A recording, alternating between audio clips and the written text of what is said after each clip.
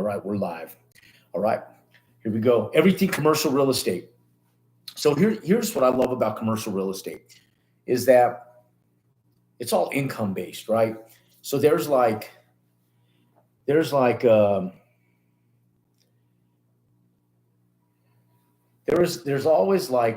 there's in commercial real estate, there's the only way that you can underwrite real estate is by the financial means on underwriting it. Because if it's not income producing, the banks hate it, right? Like the banks aren't going to lend money on it. So it's a perfect setup for owner financing. So what I love about commercial real estate is I'll go in and I'll buy commercial real estate that's distressed. And what I mean by distressed, it could be physically distressed or financially distressed, because if it's financially distressed, the banks don't like it. The seller can't sell it. And so they have to owner finance it, which means I can get into it with very little money out of pocket, sometimes no money out of pocket, very low interest rates, and it's all negotiable. Gives me time, right? Buys me time. And I always tell people there's two things you're negotiating. You're negotiating price and you're negotiating terms in commercial real estate and residential real estate. But commercial real estate is all about cash production. It's all about cash production. I think there was somebody here on TikTok that want to join in. Okay, so let's go in here, guys. All questions are welcome questions. You guys can ask and fire on commercial real estate, how to invest, how to get money, how to come in, and this is your guys' opportunity, okay? That's a little quiet tonight, real quiet tonight, all over the place, and I think probably because it's Memorial Day weekend, people cutting out a little bit early, but it's your guys' opportunity to ask any questions you want related to commercial real estate. Okay, let's see here.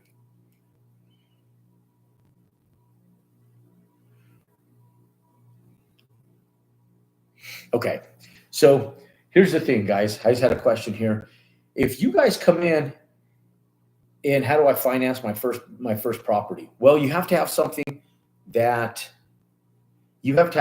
cash producing. Okay, the banks care more about the asset than they do you. And one of the biggest things with commercial real estate is that it sets you in a position where the finances actually underwrite themselves. So for sake of example, okay, you take a distressed asset, and let's say that this distressed asset, I'm looking for a piece of paper. Okay, let's say that this distressed asset, they're asking $1.5 million for a small office or retail building. Okay, just for sake of example, 1.5 million. Okay, now, so if they're asking 1.5 million, you sit back and go, okay, it's let's say it's 50% filled, 50% vacant. Okay, now if we go in, let's say that the asset itself is bringing in $130,000 in revenue. Okay, so it brings in $130K in annualized revenue. Has the potential of doing 260 and possibly more if you just lease it up. Now, if you go in and let's say for sake of example, you don't lease it up, but you actually go in and you want to increase the value more than just doubling it and leasing it up because you're going to get better tenants, right? So let's say you dump some money into it or you're underwriting it to dump some money. So now my base is $1.5 million, okay, on a commercial building. Now I'm going to dump another $300,000 into it to make it aesthetically appeasing, putting a brand new storefront, making it look modern. Okay. So we put 300 grand into it. Okay. Now we're $1.8 million into this purchase. Now we purchased this property through owner financing. Okay. So let's look at it from two perspectives. In the total amount that you owe on it, including all debt. And then let's look at it from the perspective of what you personally have into it on an investment. So if we have $1.8 million total into it, but let's say we go in and we look at it from the perspective of how much we have to put into this asset. Now, if a bank cannot finance it for you because of this distress asset being that the income is lower than what the value of the asset really is, you sit back and say, okay, well, owner finances for me for 24 months. Give me a 24-month call and owner finance it for me, but I want the first 6 months at 0% interest because it doesn't produce enough income to pay for itself. But give me 6 months to renovate this thing. And then after 6 months, let's do a stair step. Okay. Now, when we do this stair step, what we want to do is go, okay, we got 0%, But then let's go in and let's look at it from a perspective. We go 0%, 6 months. Then we'll do a stair step and we'll stack this where we do 4% for the next 6 months. That's 1 year. And then after a year, we go to 6% for 1 year. Okay. And then that's our 2 years. Now, the owner's making more money on it. They know you're committed. They don't want to deal with it. And it's hard to get somebody's attention that wants to deal with it. So you just tell them, look, I'll deal with the bullshit, but you're going to have to work with me on the terms. I'll give you the price you want, the 1.5. It's not worth 1.5 because it needs work. And I'm going to have to lease this thing. But based on the financials, I'll pay the 1.5 because I know what the value of the asset can be. Okay. Now, if we go in, let's say for sake of example, we go and we tell the owner, look, I'm going to come in with $20,000 non-refundable. Okay. So now we're $20K out of pocket, non-refundable, but that's going to go towards a $1.5 million. Now we're at 0% interest, but you tell them, look, I have to go in. I'm going to dump 300 grand into this property. So if I default on it, let's put it this way. You have a better looking property that has more lease potential than you did otherwise. So now we're going to go in and we're going to dump 300K into this property. Okay. Now you can either do this through a business line of credit. You could do this through a credit card, or you can go in, you get some hard money or private money, or if you have the expendable capital in your bank, you can do it and turn it. You can turn and burn that capital. Now, what I like, those of you guys that are a little bit more affluent, doctors, professionals, dentists, self-employed entrepreneurs, we all know you have money in the bank. I always had money in stocks and other stuff, and I always had some liquidity. So sometimes I'll go and take a line of credit against my stocks. I love doing that because I get a really low interest rate. Even now that interest rates are high, I can get my interest rate at 4.5% to 5%. And it's great, man, great returns, because those returns actually land up bringing me in like 12% returns on the stocks. And then whatever this asset is going to bring me back in. Okay, so now we go in, we're $1.8 million total gross amount debted to that project. But 320K is out of our pocket. That's our commitment level. So that's our out of pocket. Okay. Now we go in and we start leasing this thing. We're at 0% interest, no payments. I'm going to make the terms on this so that way I'm going to make the terms on this so that this way the interest is actually starting to recur on the back end. So I don't have interest payments. I don't want to make interest payments while I'm putting this money into this property. That's the last thing I want to do. It's similar to construction loans when you're doing single family homes. People always ask, well, who pays the payments while we're building the house? The monies is adding up on the back end, guys. It's recurring on the back end. So what happens is when you pay that note off, you owe the note plus all the interest. Okay. So it's adding up. It's divvying up on the back end. Same thing with this. So we're going to tell them, look, we're going to have all of the occurring interest just add up on the back end. We have 0% interest. We're not going to pay payments on it. We're not going to go in and amortize it over 30 years or anything. We're just going to go in and pay interest only on the payments. Okay. So basically we're buying time for free. Why would the seller do this? Because no one else is interested in this piece of junk asset, because it's distressed financially. Most people don't have the vision to go in and perform the work. So these distressed assets are everywhere. People look past them every single day in office, retail, and even hotels, motels, and all these properties. So if you can get yourself where you're creative mentally and you can structure these deals, we have very little to no liability out of pocket, then you're sitting in a really good place. So now this property, if you know the potential of what it has based on the performance of other assets that are of higher or better quality in the area, you can go in and you can assess the value, the finished value of this asset once remodeled based on these other well-performing assets right around this exact same property. Okay. So now we're $1.8 million in. We have $320,000 of our own money in here. We have zero liability in regards to monthly burn, or what I call trash can money. Okay. So trash can money is money that goes out in interest and you never get it back, right? It's just money you throw in the trash. There's no way to get that money back. And so I try to eliminate or reduce the amount of trash can money I have when we're actually going in and renovating and repositioning the property. You want to make it a win-win situation. So the owner of the property that sold it to you, that's doing the owner financing, sitting back going, well, if this person defaults, I just have a better looking building. And I get to keep their $20,000 and have $300,000 worth of work that they did on my behalf on a property that I have a callback deed on. The callback deed is the deed. It's kind of like a lien holder, right? When you have a mortgage on a building or you have a mortgage on a car, they have the lien holder has lien holder rights. So you have a lien holder deed like on a car. Well, a take back deed is a deed that you get when you do an owner finance deal where you're the rightful owner, provided you are in alignment with the terms that you guys negotiated. Now, if you default on it, they can obviously take back the property. Okay. So that limits their liability. And if you're committed, then you have 300,000. They have nothing to lose and everything to gain. They know that property may have been sitting on the market for a year, 2 years, 3 years, or even like my Youngtown project that sat for 4 years on the market. And now they just needed somebody that had a vision. Now I wound up taking that $1.8 million property and made it worth $31 million.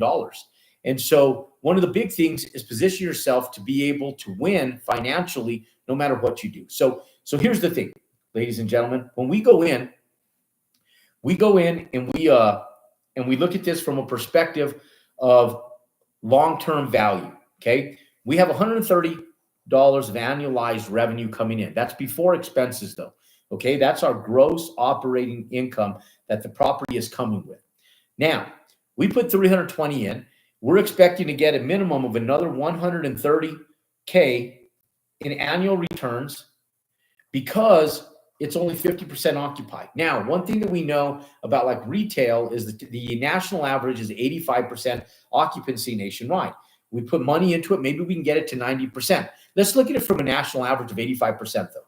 Okay. So if we land up taking $260,000, okay, we take $260,000 and we multiply that times 85%. Okay. So we have 260,000 times 0.85. That means we have $221,000. If we left the property the way it is, just managed it better in gross operating income. Okay. That's after minus the rents. Now, let's say that we go in, we add value of this 300,000 and we push rents. We do slow rent pushes. A lot of times these distressed retail centers, these guys are living month to month on the rents. You can go in there and renegotiate some of these leases. And so now we go in, we renegotiate some of these leases. And when we do so, we renegotiate them at a higher rate because now we have a more beautified property. We have brand new asphalt through the whole property we've come in, we put new slurry coat over it. We restriped the parking lot. It looks gorgeous and new again. We freshened up the landscaping. And truth be told, I don't do nothing with the back and the sides of the building other than maybe paint it. Outside of that, we go in and we frame, typically with metal stud framing, the front of it to make it look modern, where it looks like you have that mid-century modern look to the actual asset that has like the slanted rooftops with metal on it, maybe do some steel work up there. That's where our $300,000 went to. It went into the overall front facade of that property just to make it look modern and new again, where a national tenant wants to be able to come in. Are you going to bed, Precious? Yeah. I love you. I'll see you at track practice in the morning. No, you're not, Dad. I love you. Please don't. No, I'm not going to go. I'll talk to Coach Price after. I love you, precious girl. After what? After practice. He's going to touch base with me tomorrow after you meet with him. I love you. God bless you. Good night, precious. Good night, Heatha. I love you. Okay, so now we have $221,000. Okay, so here's what happens, ladies and gentlemen. We go in, we have $221,000. We're going to push rents. We know that market rents are about 15% higher than what we currently have. Now watch what 15% does. So we go in, we take $221,000, 221 times 0.15. That's $33,150 a year in addition of additional income. Okay, so now we take that 33,000 plus 221. Okay, now what I'm going to do is I'm going to go in. Now we have $254,150. Now, typically we have these properties. We lease them triple net leases. Now, what that means is when we do a triple net lease, they pay for the property taxes, the insurance, they pay for the maintenance of the parking lot. They're paying for all of this stuff. The tenants are. And so we do these triple net leases, and or we do a modified gross lease where we include all of that into our actual rent rates, they're actually paying for all that stuff for you. Okay, so now we have $254,000 in rent. Now let's say that 18% of that goes towards expenses of managing the property. So we take 19%, so times 0.19, that's $48,300. $48,300. Okay. Now, if we subtract that, that's our NOI. We subtract that from our gross operating income. We take our gross operating income minus expenses. We're going to get our net operating income, or NOI. Okay. So we're going to subtract that for the 254,150 minus 48,300. 254,150 minus 48,300. That's going to be 205. So our net operating income is now 205,850. Okay. Now, value equals NOI divided by cap rate.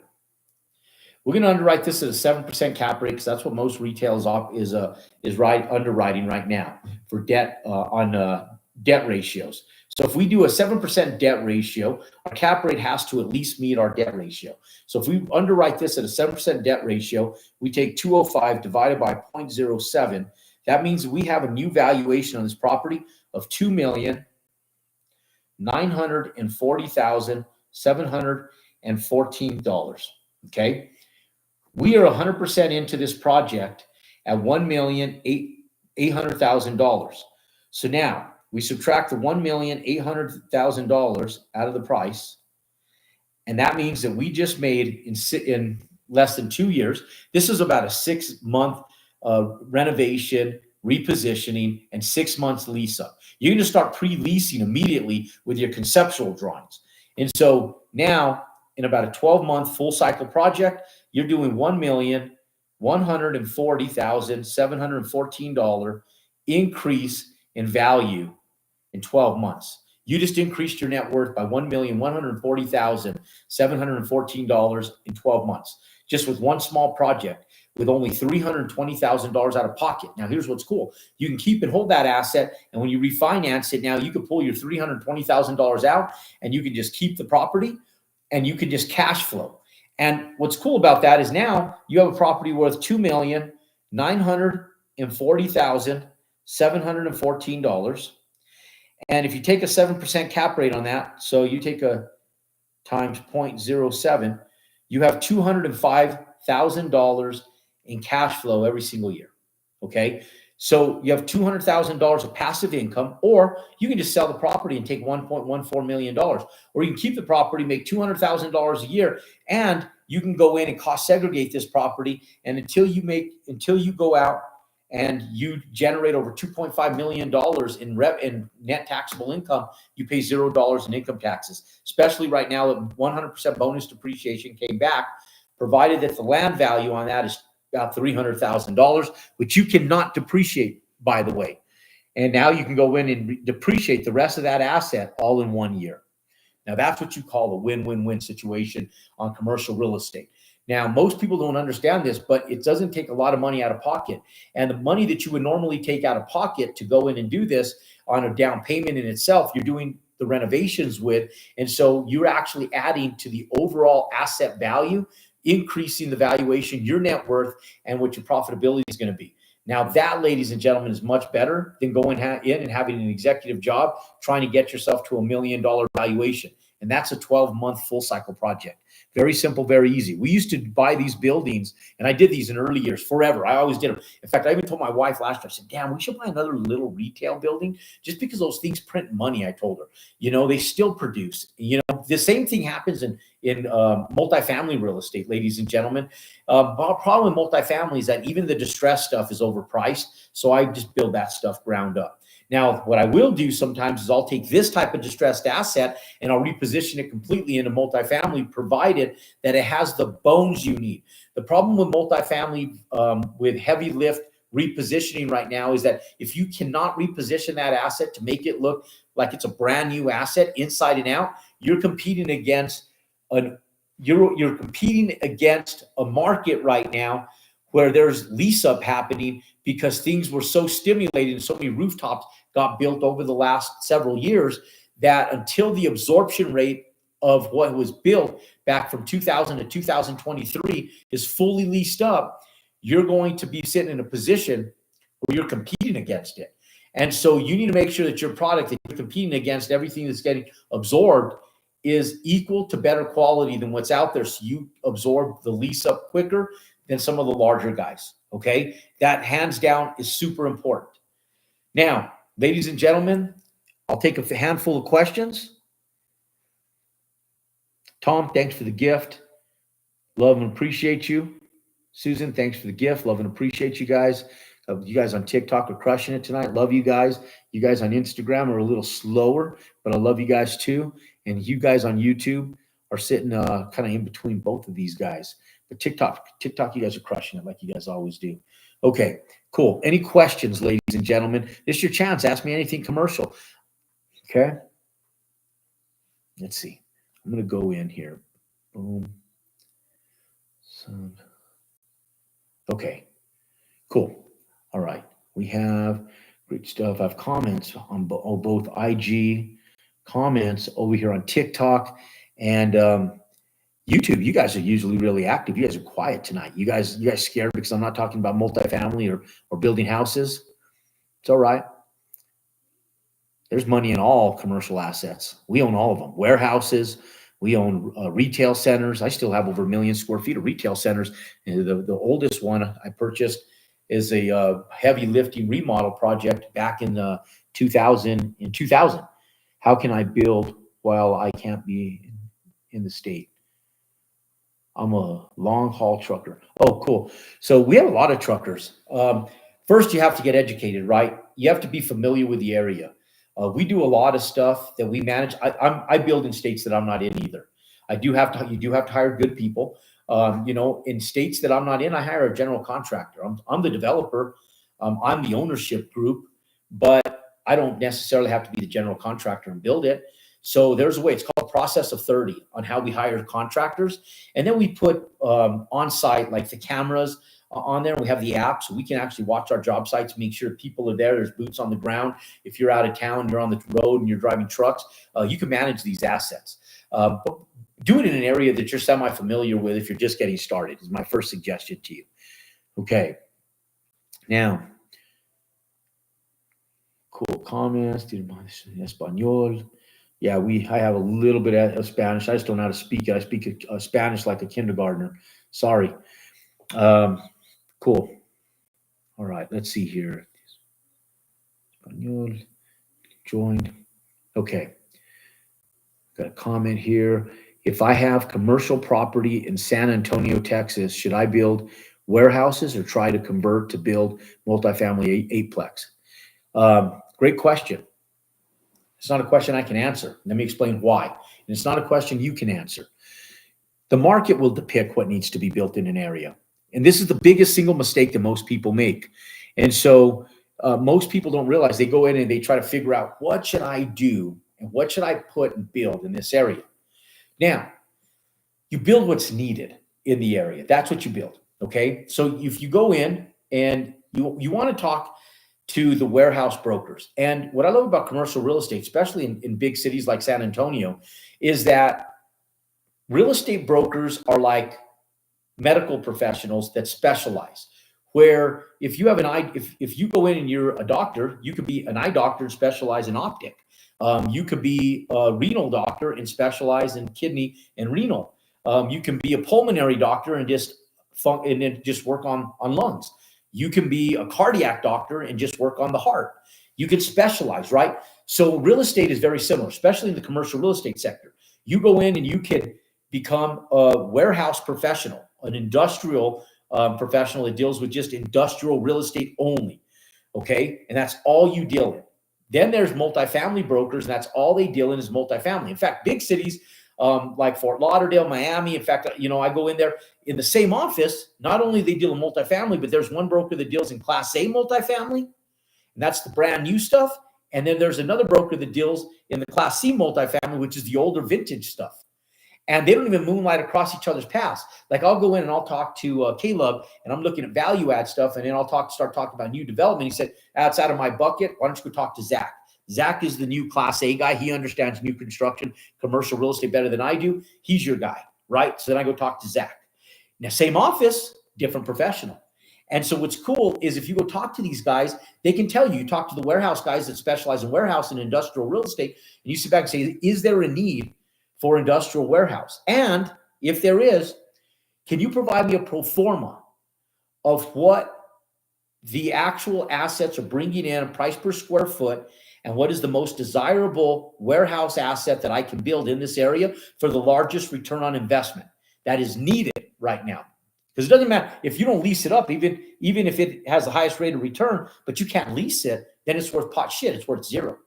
Okay, so it needs to be something that's going to lease up quick. Okay. Now, if you go in, you know what, guys, you don't have to do. You could do your very first deal could be commercial, very first deal. Okay, let me get back on the warehouse deal. Now, multifamily, guys, if eight unit, go talk to a multifamily broker and ask them. Say, is there a need for more multifamily here? Now, an 8 unit's small, right? You can make an 8 unit filled almost anywhere, provided it's a desirable area to live, or people, because you want to see what type of product. Now, if you're going to have to build like a garbage product to lease in a really horrible area because it's this industrial area that will approve warehouses, for sake of example, potentially, you may want to just go with the warehouses, provided that the rate of return is higher on the warehouse. Now, I'm going to go after the asset that's going to give me the highest rate of return, right, and the least amount of risk. And I'm going to ask them for performance, both the multifamily and the warehouse person. Okay, based on the data they give me is going to be what is going to depict my actual decision on whether I build warehouse or multifamily. Okay, the question is, how many doors should I have before I start looking for a property management company? That's up to you. You can have one door and have somebody manage it for you. It just depends what your bandwidth is, right? We still manage, too much retail. No multifamily. 100% of our multifamily is managed by property management companies.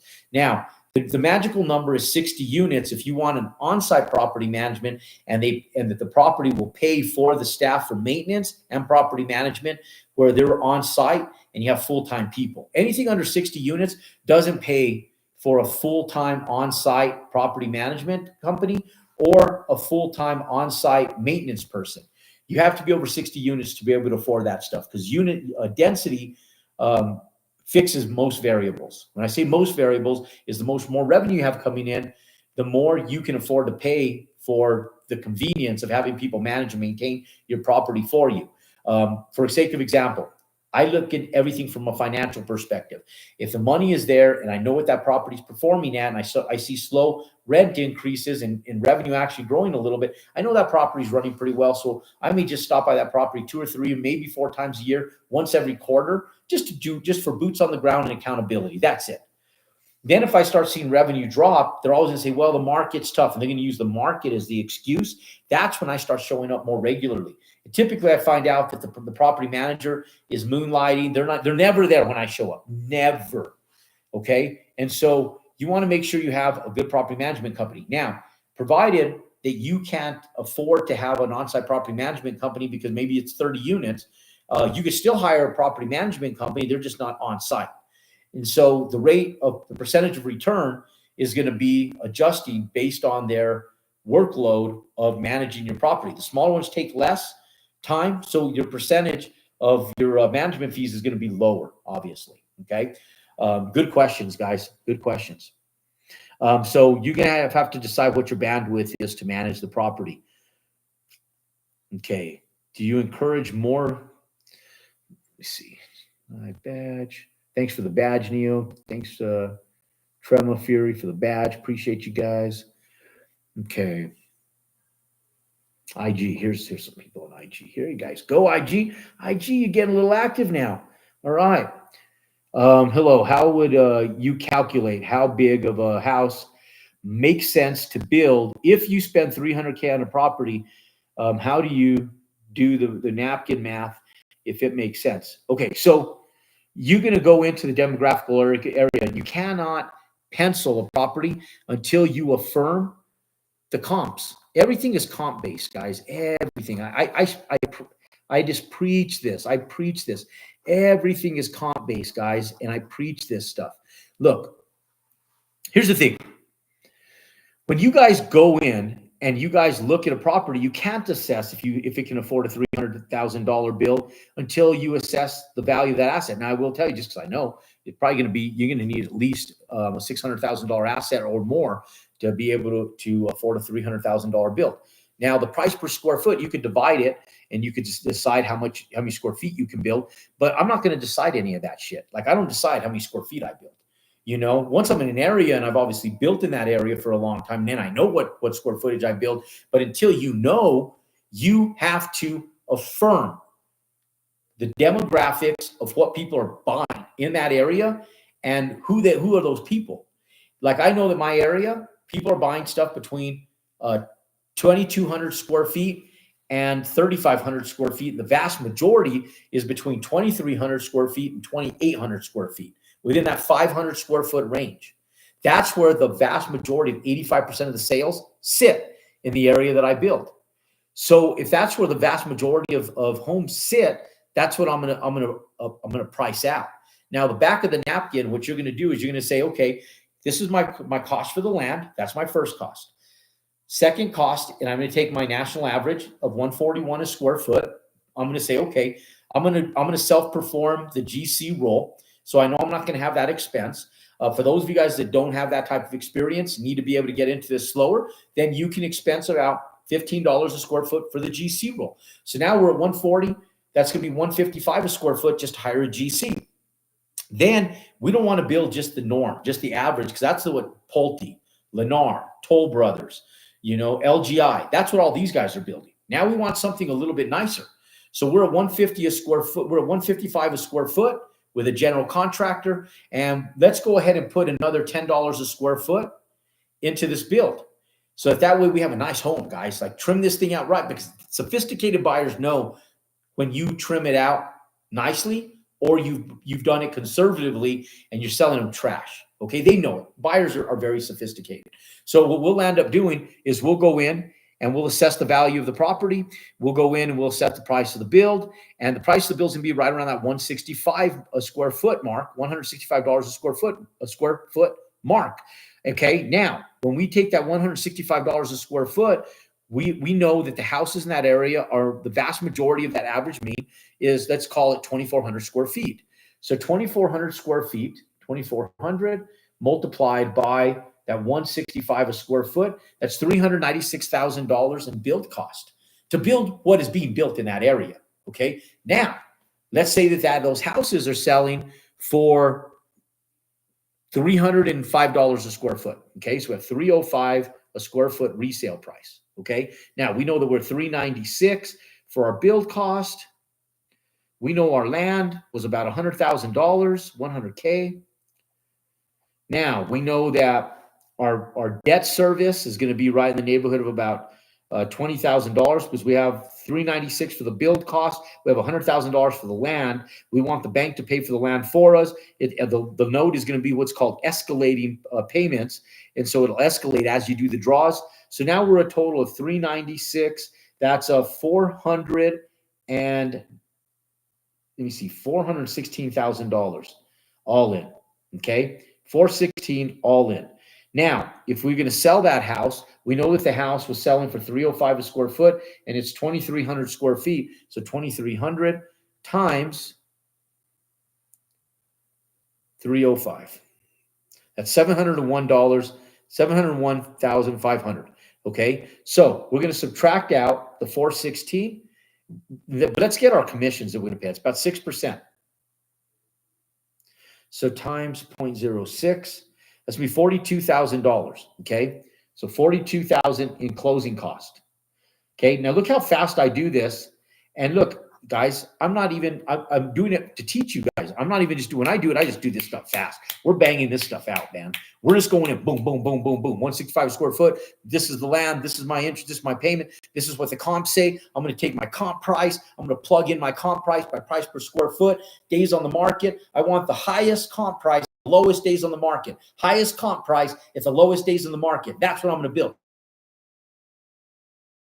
the fastest for the highest return. Now, I'll take a slightly lower return if the days on the market are way lower with a slightly lower return. I'm saying slightly lower because it decreases my risk variable. And if I can just sell that shit, moving money is great money because moving money is safe money. Safe money will help you get wealthy for sure and forever. Does that make sense? Okay, now we take this $42,000 in commissions plus $20,000. So we take 42 plus 20,000 plus 100,000 for the land plus 396 for the build. That's 558 minus 701. Minus 701. That's a $143,000 profit. 143 net profit. You self-perform, you'll make more than that. Okay. You hire a contractor, that's your return. And you hire a contractor, you will qualify for the loan. Okay, that's great. I'm using a general contractor to do my first build starting next month.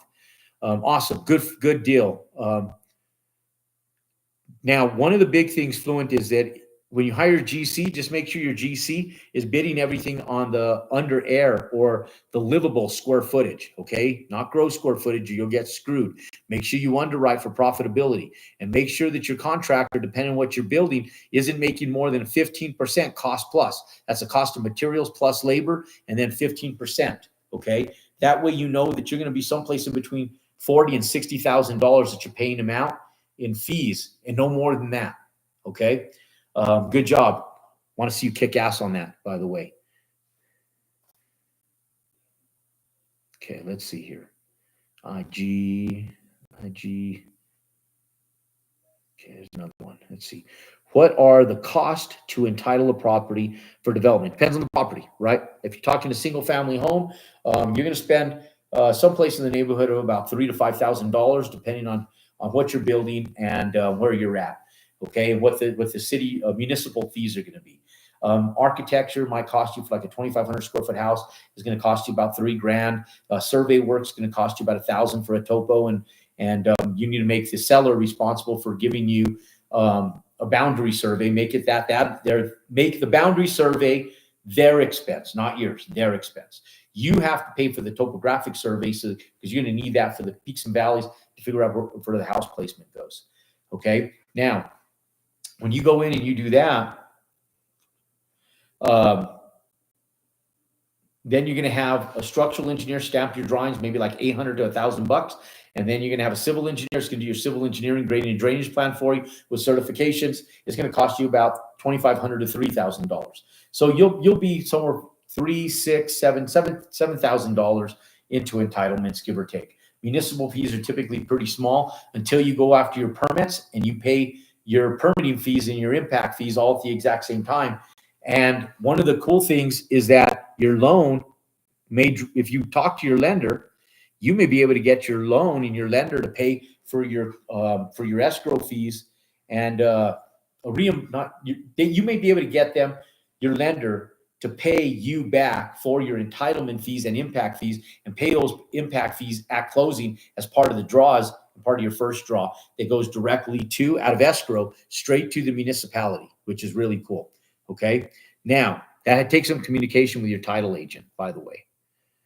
Okay, cool. I'm using general contract first build starting next month. Super excited for you, bro. Okay, let's see here. We have that. Okay, cool. Ladies and gentlemen, great information, great content. You guys go out, have a great Memorial Day. I just wanted to come in live. I'm doing a 10-day hiatus where we're going live 10 days straight, doing some Q&A, different subjects every single day. You guys go out, kick some ass, have a great Memorial Day. God bless you guys, you and your families. And to all our veterans and those of you guys who have loved veterans that are deployed in the military, and all our soldiers all over the world. God bless you guys and thank you for your services. Happy Memorial Day to all of you and your families. God bless you. Be safe and go out and compound your success.